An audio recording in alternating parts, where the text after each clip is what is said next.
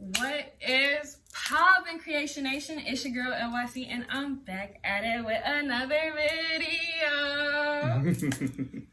So I got my friend with me, Jay. He is the host of the Atlanta Late Night Show. I don't know if you've seen me on those podcasts as of recently. You would have to be on my Instagram for that. Where else would you you want to be? introduce yourself? Oh, you just did. You know, I feel better with the welcome that you just gave me. Where else would I be? Well, I'm on TikTok. I'm on YouTube, of course. And a lot of people on YouTube find me on YouTube. They don't find me off of anywhere else. That's better. Yeah. That's actually better. Yeah, everybody found me on here. So they don't really be following me anywhere else. The people that follow me on Instagram, they're like my friends and like schoolmates and stuff like that. You feel comfortable with that? Not really. I've been weeding them out. I've been trying to, like, if I unfollow you, I make you unfollow me too. Yeah. Instagram did that. That was the best thing ever. With a block on block? Not even block, unblock. It's like where if you unfollow them, you can remove them as your followers. Oh, yeah. Yeah, that's fine. Okay. Anyway, I know you've seen the title of this video. I am back at it with some more mental health tips. This is not something I have any experience with, right? That you know of.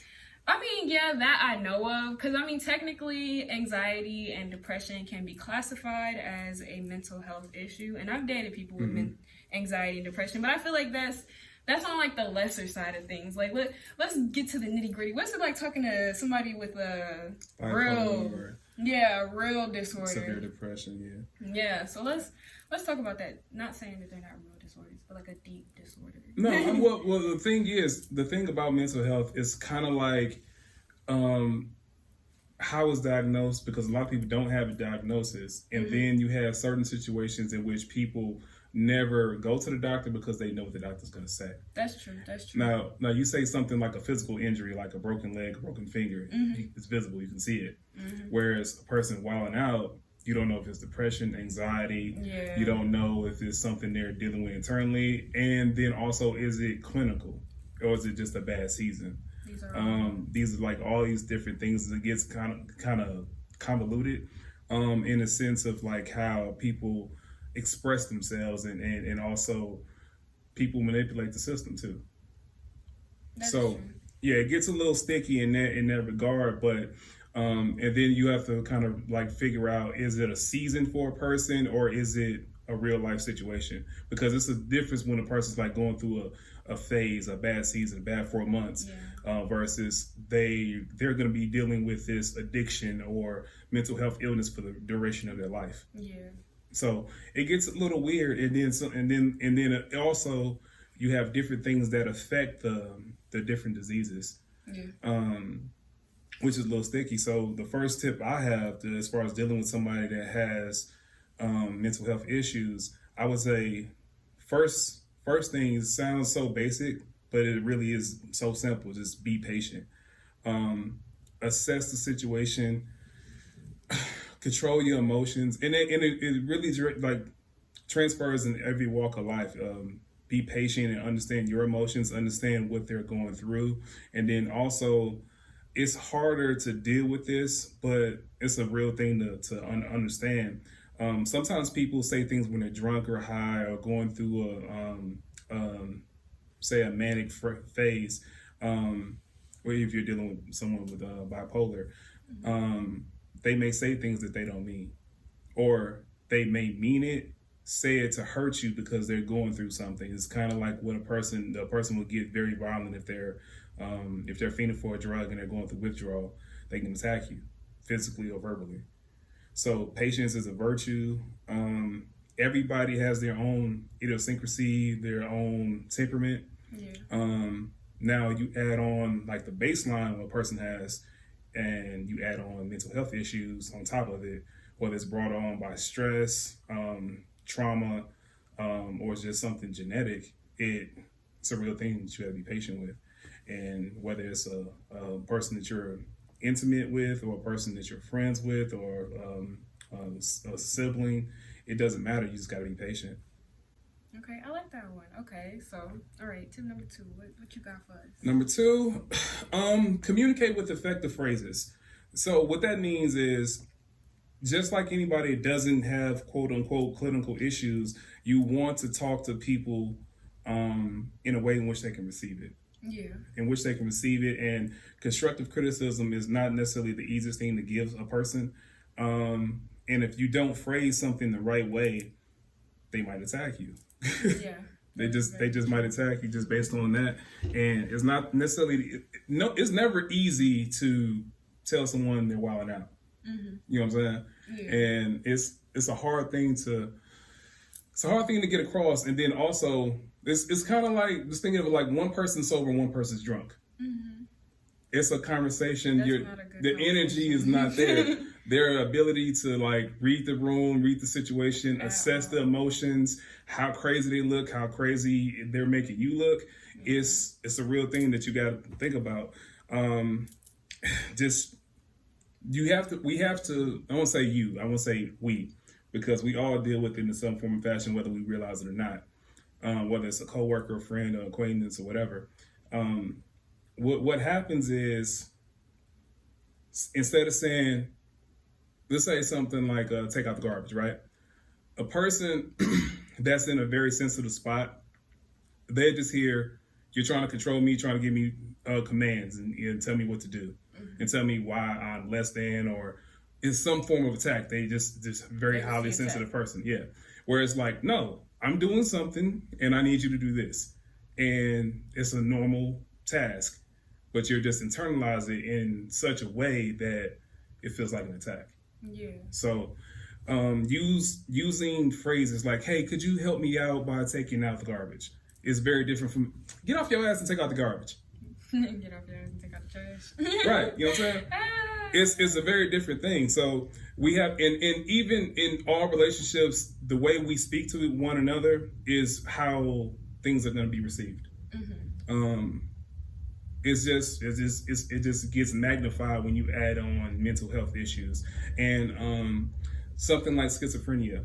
I know with my limited research on it, because I have a few friends that are schizophrenic, and I have a few siblings that are schizophrenic. With men, the ideas and the way they internalize the conversation tends to be more violent. Whereas with women, it seems to be more of a personal attack on them personally. So like, say, oh, your hair looks nice today. Internally, they kind of filter it like, oh, your hair looks nice today. Then you have the voices that say, does my hair, what are you trying to say? My hair doesn't look nice every day? What are you trying to say? Oh, do you really mean that? What do you want from me? And then they're really having like real conversations within themselves, and they're here with you, and you don't see it. We don't see it. And they're just having this whole thing, and they're trying to find a baseline. Just think of like trying to have a conversation with people playing music that's foreign to you in your headphones, and the person's trying to have a serious conversation with you. That's kind of like having a conversation with a person that's schizophrenic. Very crazy. If you go online, there's an exercise video. It's going inside of the mind of a person that's schizophrenic, and you put headphones on, and you try to read the stuff that's on the screen, and people in law enforcement do this. You have to read stuff that's on the screen, and then listen to the voices that are in your head from both a male perspective and versus a female perspective. And it kind of gives you a baseline of what you possibly could be dealing with. Okay. Yeah, it's a real thing. It's a real thing. I'm going to have to see about that. Yeah, it's kind of intense. Tip number 3, keep your light.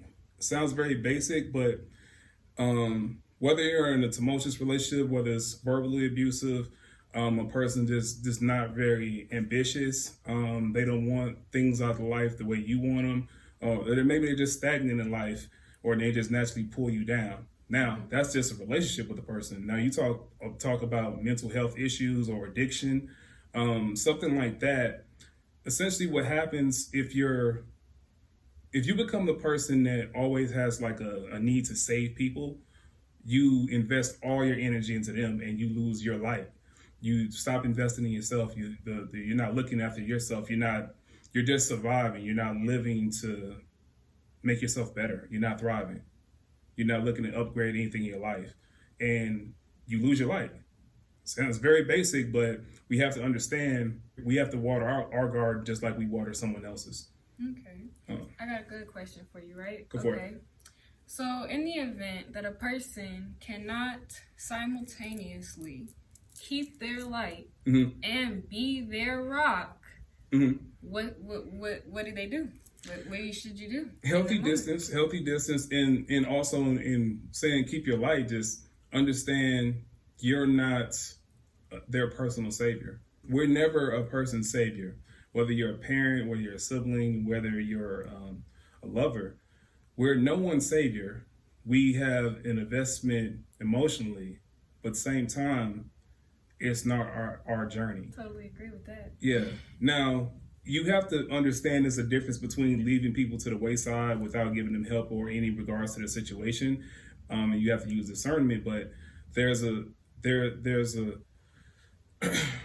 always a crossroads where you have to understand if can I maintain this relationship, maybe help see them through this without losing myself. And no, when we get to the end of our lives, the one thing that we want to know is did we do everything we needed for ourselves? Because we have to live with the decisions we made. Yeah, I completely understand you. I just feel like this is something that should be applied to more than just talking to people with mental health. Like, this is talking to people with, like, serious traumas, too. Like, serious, like, and even just people who just give you negative vibes. Like, if you can't keep your light and deal with them, you should always choose you. Who else has you other than you? Who else has your soul? Nobody. You have your soul. Right, and it goes back to what I was saying as far as when we get to the end of our lives and then we look back at things and revisionist history is always 2020. You always see what I coulda, shoulda, woulda did, right? And we got to live with our decision. Like, if I lose 6 months with this person trying to get them through this rough patch or rough phase, what did I lose out on for myself? And there's a situation where it's like, we love who we love, but you also have to love yourself. And you can still love those people. Like, right. Okay, let's put it into my person in perspective that I dated who is obviously cuckoo for Cocoa Puffs. Okay. Right? So, at first I wasn't, I'm over here like, I ain't never dated nobody with no mental health problem. Yes, I have. Let me stop lying. That boy is crazy. What would you say it is? Was it brought around trauma? But it was trauma. That's deep-rooted trauma. I'm talking that's out the womb trauma. Like, your mother was traumatized and was traumatizing you while you were being created. Like, he was literally bred in a negative and just sad environment and then came out and had to live in it. So, like, when I say even though he's only my exact same age, there is no way for me to help him out of 21 years of trauma and also help myself out of 21 years of trauma. Yeah. Like, it wasn't working, and he wasn't trying to take my tips. He wasn't trying to take my heat, take my guide. I was telling him what was working for me. It's not that it wasn't working for him. He didn't want to try for it. Yeah, well, the thing is, like, say a person's an addict, right? We can't make them go to rehab. We can strongly suggest that they go to rehab and get help and try to fight their demons, but we can't fight anyone else's demons for them. No, and that's on period. And if a person want to shake hands with their demons and want to be buddy with it, and they can keep on doing it. I did not cut my friend off. I did not, my friend, he could call me to this day. But the thing is that he has so much pent up trauma and then just built up guilt for how he treated me due to his trauma. He not even going to try to talk to me. I always reach out when I feel like it. And, his little brothers, they call on me. And that's how we keep it. We keep it pushing. We keep it moving. If you need me, I'll help you, especially if you're trying to get to work. I got you if you need a ride to your job. I really do. Yeah, I've always been kind of cautious in the way I cut people off. The only time I've cut people off outright if you don't see any signs of progress, no signs of progress or want to have progress. And then if they become a danger to themselves or you or other people in your life, you have to set up these boundaries. And you don't have to, even when you set up boundaries, you don't have to cut a person off completely. It's just like, look, don't come over here when you on your bullshit. But see, and I feel like it's really just like, like you said earlier, discernment. Like, because I just said like 20 times, can you tell I'm from Atlanta? But how do I put this? I just completely lost my thought after just catching myself doing that shit. It's all about discernment. You really have to just judge, like, do you need to completely cut them off? I don't. The only people I completely cut off are the people that was never completely in my life. Like, that person was in my life for a whole year, 2 years. Like, no, there is no cut off. There is simply, I will not do this for you anymore. Right. You can talk to me about this, and this, and you can always come to me to vent, because I know how to release your energy into the earth and keep my life pushing. Yeah. So it's cool. Like, you can talk to me, but I ain't doing that for you no more. Whatever I was doing that hurt me, I ain't doing that for you no more. Well, see, that goes into my next point, balance. Going on a roller coaster is fun for some people, whether admit to it or not. Like, going to a roller coaster, like at a theme park, is an event. But some people actually are adrenaline junkies. Some people enjoy living in misery. Some people love being in martyr-like situations. Some people enjoy having something to heal or not even that. Some people, they just enjoy damaging their own life. They enjoy seeing the destruction happen. Yeah. Like, they ain't even about healing it. They not gonna heal it. Mm-hmm. They just gonna find something else to mess up. But yeah, it's just in a scenario in which we become comfortable in certain emotions or certain situations. And the thing is, there's people that we always find our person based on the energy we put out. Period. So the thing is with keeping balance is, going on a roller coaster from time to time is fun, but you can't live on a roller coaster. It emotionally is going to put you in a position where you lose your humanity. You're gonna become calcified in certain regards, as far as like feeling compassion, empathy, sympathy for a person or for yourself, or you may not even internalize situations the way they should be based on being in these consistent situations. People that have been in like very abusive situations, something that's very normal to them, it looks very adverse to someone else because it's not normal. Yeah. And we become comfortable in trauma. Yes, 1,000% yeah. agree. 1,000% agree. And that's why some of y'all seem to be doing the ups and downs every month. Like, you're literally up 1 month, down the next, up the next month, down the next. Well, they have this thing where a person's closest to the fire that is the last one to know that they're getting burned or the fire's going out. It's so much easier from people on the outside looking in because they're not emotionally invested in the situation. Yeah. That's why we are so quick to judge with so much clarity and like looking at public situations or celebrity situations online. Mm-hmm. And then people always have this thing, I never. And then you find yourself in a situation you said you would never be in. And when you have to remember how you got there, it's like, oh, this is very easy. It's very easy to fall into this pattern of behavior, or even a relationship that's very predatory, or just a person that just sucks all the light of your out of your life. And you have to remember yourself, like what I am, what I want to be, and if this person is conducive to me achieving my goals. Because going right back to the other tip is like, we have to live with the decisions that we make. While also allowing this person to be in our lives. Now, everyone, I'm not saying it's very easy to disregard people, because when we love a person, or we're brought up with a person, it's hard to see a person we love struggle. But if they want to live in that struggle, I can't live in with you. Yeah, and that's on period. No, yeah, for real. Last tip I have is mixing, dangerous mixing. So with a lot of people that have diagnosed situations that are medicated, they can't do anything else because it's a chemical thing. It's like they actually had the test done on them. Now, that could be weed, that could be drinking, that could be any other hard drugs, of course. It's not something that you are aware of, because, like, say we're in a party environment, right? We got all our friends coming through, a bunch of strangers in the vicinity, and then you have this person we don't know what they're coming in the room with. Or they might have just been triggered by something on the way to the party. Mm-hmm. And they start drinking. they're already in a manic stage, and then it just goes from 0 to 100 quicker than the average person would just in like regular party mode. And it has very adverse effects where they can go super violent, aggression, or super depressed. And you just never know because it's very fickle. They're walking a tightrope on a windy day. That's exactly what their life is like. And we have to be aware of that as much as we can, because we can't know everything about everybody. But when you do know something about a person, season that they're in, you try to be aware of it. Period. Yeah, but we can't control the decisions they make. We know they may not need to be drinking, but they're like, you can't control me. Right.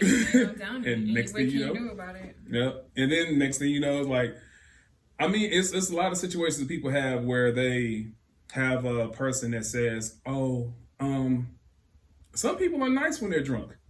Some people are only nice when they're drunk or high." I had a friend that deals with a person like that, and it's like, it sucks because they're an asshole and just nice enough to keep around, but only when they're on drugs is the only time they're like a cool person. Super cool. Right. But it's fucking their life up. That's crazy. But it's a real thing. It's a real thing for people. And then you have some people that are just like, you don't want to party with them because they're always super depressed. Like, nobody wants to, like, I don't even smoke, but I don't want to smoke with a person that that's like gonna just talk about their problems in life every time we smoke. Ooh. That's a kill vibe. You know what I'm saying? You gonna kill the vibe. Kill joy for real. Like, nobody wants bad energy around at all times. It's a difference between a person having a bad season versus a bad life. It ain't even a bad life. It's bad energy. Nobody has a bad life. Any life could be good or bad. People just don't know how to find the good in their life.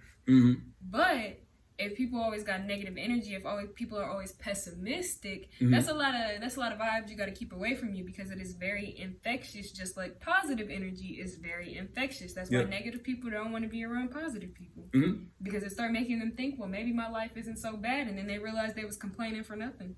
It's gonna sound very vain when I say this, but I have quite a few people in my life that won't talk to me because they know what I'm gonna say. No, I have a couple. I have a lot. Yeah, but when you're not a person that allows them or entertains their bullshit, and they know it, so they know you're not gonna be their scapegoat. No, well, scapegoat in certain scenarios, but also a person that what's the word, enabler. You don't when they know you're gonna enable them to do their bullshit, they're gonna call you. You're gonna have that friend that goes to the friend's house and just talk about all their problems and or even their toxic relationship or things that happen where they clearly were the person that wrong. Yeah. And that friends will just let them do it over and over again without giving them constructive criticism. Whereas a person that tells it to them like it is, look, you were wrong. I hear you. I'll listen to you. But at the end, it's like, look, this is what you could have did differently. Period. And you can do it in selective phrasing to try to get your point across. But at the same time, we all have our emotions too. Like, it doesn't just necessarily become a situation in which you're dealing with a person that has their mental health issues.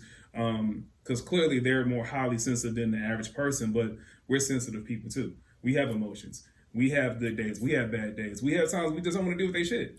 And if you're a person like me who is literally diagnosed with anxiety and you couldn't walk up in there, I threw that shit out. Fuck no, that shit makes me too mellow, too chill. It takes my whole personality away. I don't like that. I don't like that. And I knew that immediately when he gave it to me in the doctor's office. Like, he gave it to me, and I watched how low my heart rate dropped. It dropped to, like, literally 70 over whatever. Like, literally the bare minimum. I felt like I was dying. You felt, so I guess with that being said, are you aware of your triggers or things that... Oh, yes. I know exactly what makes me anxious. And it's... I have a problem saying no. I don't like saying no. So when you ask me something that I want to say no to, but I feel like I can't say no to you because of who you are to me, I will start having an entire anxiety attack. If you do anything that reminds me of any of the... Have you practiced saying no? Oh, yes. We have been practicing saying no a lot. And I'm confident that if I move to the area I want to move to, which is actually around here, that I will be able to say no to any and all of my triggers. Because of the space? No, my stepdad works like 20 minutes away. Mm-hmm. And they're about to move to Costa Rica, so we need to be spending as little gas as possible going there. And y'all got some nice houses out here, so why not? Like, I ain't trying to be, like, if I move over back to the Decatur area where I want to go, it's just going to be like, we're going to be spending a whole tank every day. And it's already $60 tanks. Oh, like, yeah. Just for him to get to work and then come back home. Like, no. So, yeah, we just gonna move over here. Oh, well, you know, do a little lease over here. Maybe when the lease up, find something somewhere else. Maybe. I don't know. I'll figure it out. But that's what I'm doing right now. But, yeah. It's funny that you said that, because one of the things that I had to do with my family, it wasn't necessarily for me, it was more so for my brother that I was taking care of. My brother has Down syndrome, and I was his caretaker. And a lot of people, some people in the light that was close to the family, and some people actually in the family would take advantage of him. But the thing is, if you put distance between them, the distance becomes a boundary within itself. Yes. And now they don't have access to manipulate a situation and basically cause turmoil in my life because they're agitating this thing right here for their own personal gain. Go ahead. And that is exactly how I have been skating by for the past year. It's because it's been too freaking far. So now I have to force myself to actually set boundaries and actually be like, listen, I understand that you love me and all, but I love me too, and I love me a hell of a lot more. Okay? And it's a different type of love too. It's a whole different type of love. I love me in a way where I'm actually going to do for me. Like, I'm actually going to sit there and rewatch my videos because I'm that vain. I'm sorry if you don't like it. I'm a Leo, and I was born in the beginning of the month. I was born in the head. That's all expressive, all vain, all worship me. Fuck it. Like, let's be honest. Anyways. Pretty good. So this video is coming to a big conclusion. That was actually a good little 30-minute chat, and it was like all chat too. Like, I ain't gonna really have to edit this one at all. That's kind of lit, y'all. So that's how my conversations go. I'm liking it. Period. So I just want y'all to make sure y'all give this a big like, comment, and subscribe. Click all these little videos over there click them, go watch you something different, right? Subscribe, all that stuff, and go look at the Atlanta Late Night Show with host Jay Rich. He's I am him. Period. We're actually about to shoot a polygamy episode, so I don't know when it's gonna be out. It might not be. I feel like you present me like I'm polygamy. No. The polygamy is over here. You're right. This is the host. yeah. I just got the questions. Right, he just got the questions. I got the questions. But I will definitely be putting like all of that info down in the comment section, so you could just go pop on over there and wait for that, because I'm sure this will be up before that. Yeah? Yeah, I'm positive. Okay. This will probably be up on Friday. Oh, okay. No, yeah. Oh, yeah, absolutely. Yeah, this will probably be up on Friday. And yeah, so bye. This was fun. This was fun? This was fun. All right. I gotta like lean over. Bye, you guys.